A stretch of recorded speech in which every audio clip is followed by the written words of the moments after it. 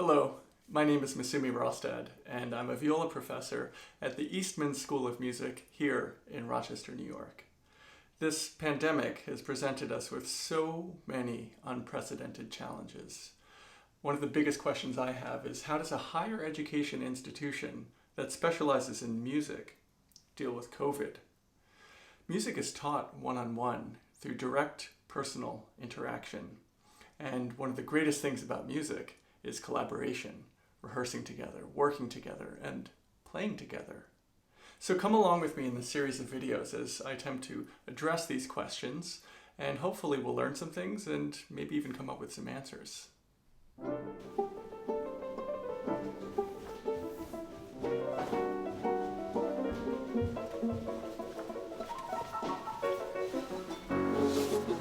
I'm headed over now to meet with our Senior Associate Dean, Donna Brink Fox. Dean Fox and our administration have been working tirelessly to come up with a way forward through this pandemic. She's also been at the institution for decades, so I have a lot of questions for her.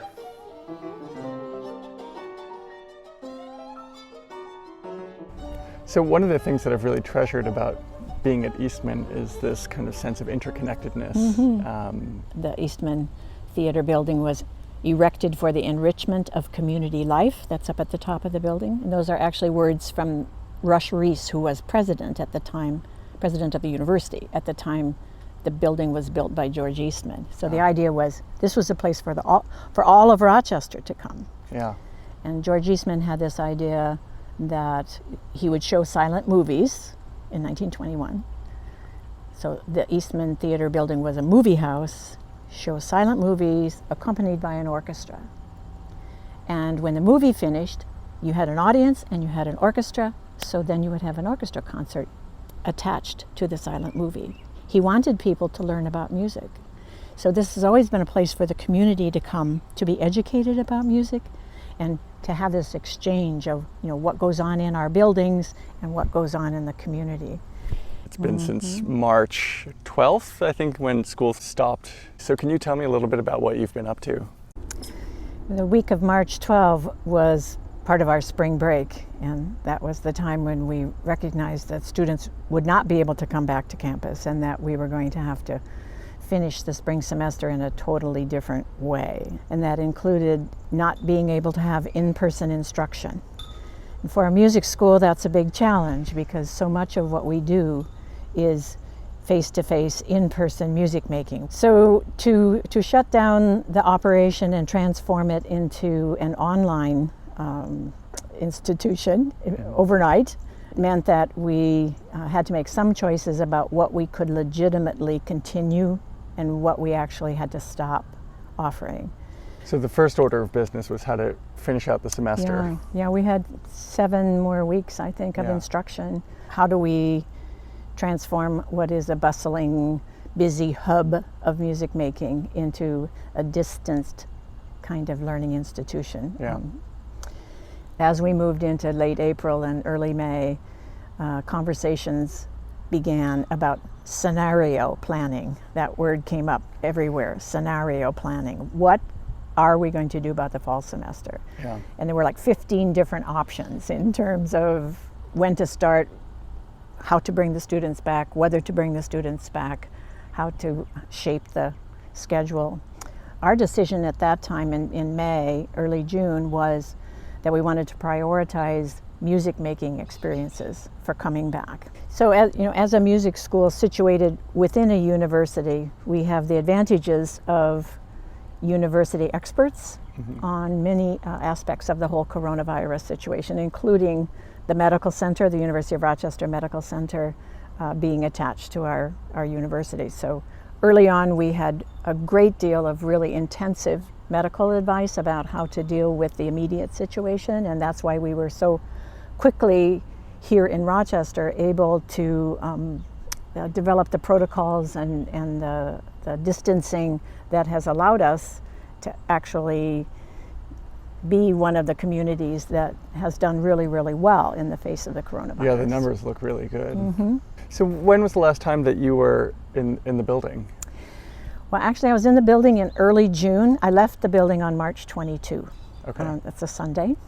And I've been working at home since then. I was back at the beginning of June as we began to talk about the fall semester in thinking about options and scenarios. You know, where could we consider face-to-face music making re-entering our lives, given the safety concerns that we had.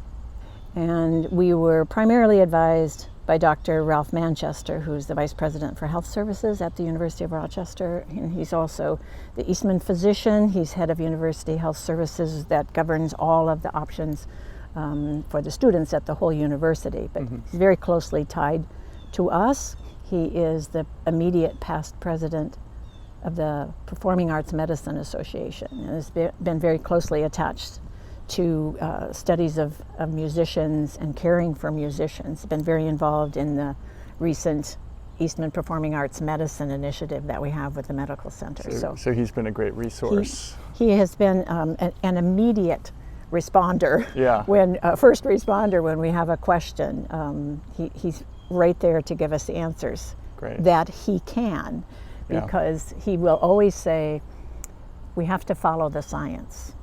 Because there's a lot of opinion, there's a lot of interpretation that's not necessarily based in scientific evidence. So that's the challenge, because it takes a while to develop the scientific evidence. And right now the primary study that's going on is one at the University of Colorado that's being replicated at the University of Maryland, and they're looking at what are the aerosol production amounts from different instruments and measuring them to try to determine what is a safe distancing number for different instruments.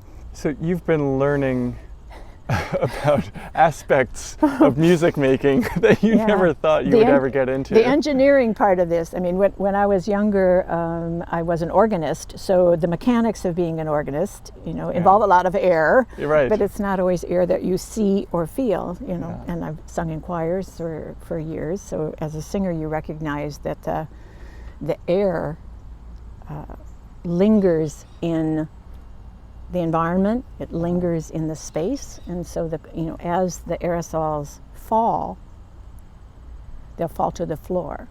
And as additional science has come forward about the aerosols, they are more important than the touch, than the surfaces. And even yesterday in a meeting with Dr. Manchester in the morning, he was reminding us that the emphasis now is not as much on the surface contaminants as it is on the aerosols, and particularly those small fine particles that attach themselves to the dust in the air, for example. So ventilation is very important, and time in a space is really important to consider. So if you have constant production of air, like back-to-back lessons with wind instruments or with voices, the air doesn't have time to settle. So we are making some recommendations about timing between lessons.